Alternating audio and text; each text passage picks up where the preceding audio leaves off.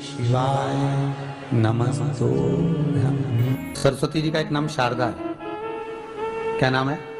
जम के बोलिए जरा। शारदा। ये शारदा नाम कहां से पड़ गया? सरस्वती माता को शारदा नाम किसने दिया था? भाई नामकरण होता है तो हमारे यहाँ तो आज भी नियम है हमारा, ये बुआ कोई नाम बताती है, मामा जी कोई नाम बताते हैं और दादाजी कुछ बोलते हैं, कोई बोलेगा टिक्कू, कोई बोलेगा पिक्कू, कोई बोलेगा कुछ, सबके नाम अपने अपने रहते हैं, कोई प्रेम से क्या बोलता है। तो सरस्वती का शारदा नाम किसने प्रदान किया था? माता सरस्वती को शारदा संबोधन किसने दिया था? माता सरस्वती को शारदा का संबोधन किस समय पर प्रदान किया गया था? जिस समय पर शंकर और पार्वती भ्रमण पर निकल रहे थे और भगवान ब्रह्मदेव सरस्वती को ढूंढ रहे थे और माता सरस्वती को ढूंढते हुए ब्रह्मा जब भगवान शंकर की साक्षी में पहुंचे हैं, तब भगवान शंकर से ब्रह्मदेव ने कहा, आप कहीं सरस्वती को देखें तो मुझे भेजिएगा, मेरे पास में भेजिएगा। शंकर भगवान ने उसी समय पार्वती से कहा, पार्वती, जैसे एक स्त्री जो पतिव्रता धर्म का पालन करने वाली है, एक नारी पतिव्रता धर्म का पालन करने वाली होती है, पति को परमेश्वर मानने वाली होती है, पति के चरणों का रसतत्व ग्रहण करने वाली होती है, तो वो पर पुरुष का स्मरण नहीं करती। उसी तरह एक पति जो अपनी अर्धांगिनी के साथ में रहे और अर्धांगिनी के साथ चले तो पर नारी का स्मरण नहीं होना चाहिए। तो एक काम करो पार्वती, तुम उस सरस्वती को बुलाना प्रारंभ करो।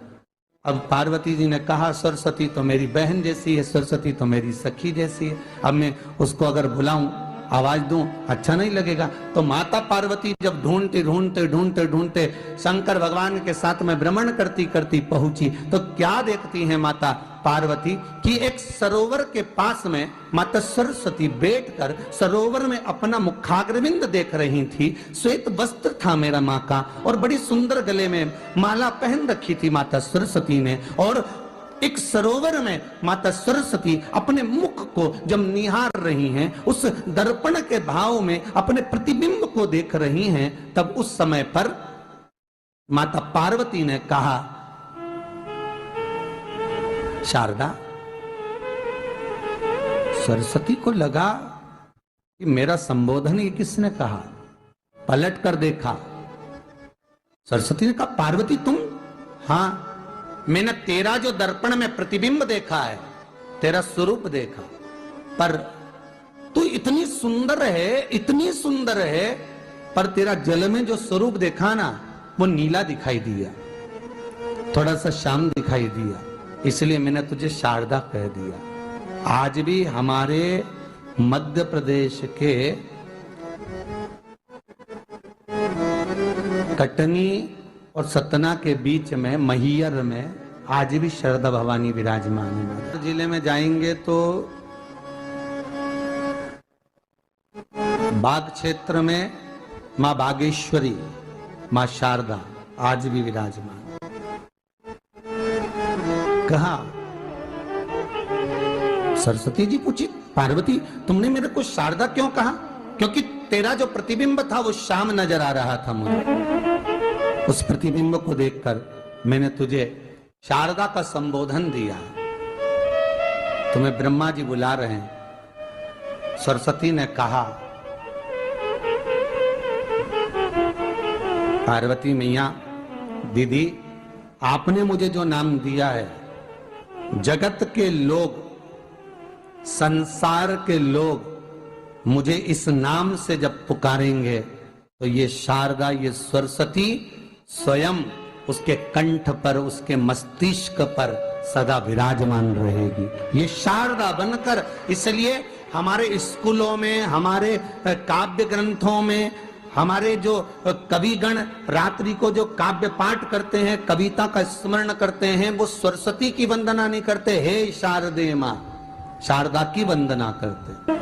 कभी आपसे कोई पूछ ले कि शारदा नाम पार्वती सरस्वती का कब पड़ा, तो आप बता सकते कि ये माता शारदा नाम कोई सहज नहीं है। मां ढूंढने के लिए जब निकली ब्रह्मदेव के कहने पर भगवान शिव के साथ भ्रमण करती, नाम का उच्चारण कोई सहज नहीं होता। कोई देखता होगा, दादाजी ने अगर किसी का नाम कुछ रखा है तो कुछ सोच के रखा होगा, पिताजी ने अगर कुछ रखा है तो उसके मन में कुछ आया होगा तो रखा होगा, मम्मी ने अगर कोई नाम रखा है तो उसने कोई विचार कर कर रखा होगा। कोई नाम अगर किसी का रखा जाता है तो उसके अनुकूल रखा जाता है कि हो सकता है कि वो नाम की क्या उसके मन में चल रहा होगा।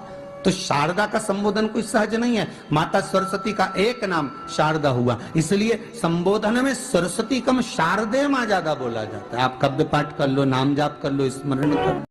हम बच्चों से कहना चाहेंगे, छोटे छोटे बच्चों से, आप माता सरस्वती की आराधना करा करो। मेरे बच्चों से निवेदन है, कभी जिंदगी में अगर मौका मिल जाए और सरसों के फूल यदि आपके जीवन में आपको कहीं से प्राप्त हो जाए, सरसों के फूल जानते हो ना, पीला कलर का होता है सरसों का फूल, आप प्रयास करो सरसों का फूल। जिस दिन माता सरस्वती का, मेरी बागेश्वरी का जिस दिन प्रागट्य उत्सव हो बसंत पंचमी का, उस समय पर माता सरस्वती का स्मरण कर कर वो सरसों का फूल आप देव अधिदेव महादेव को चढ़ाइए। जैसे माता सरस्वती को ज्ञान दिया था वैसा मेरा महादेव आपको भी ज्ञान दे। वो सरसों का फूल आप देव अधिदेव महादेव को समर्पित। कई जगह पर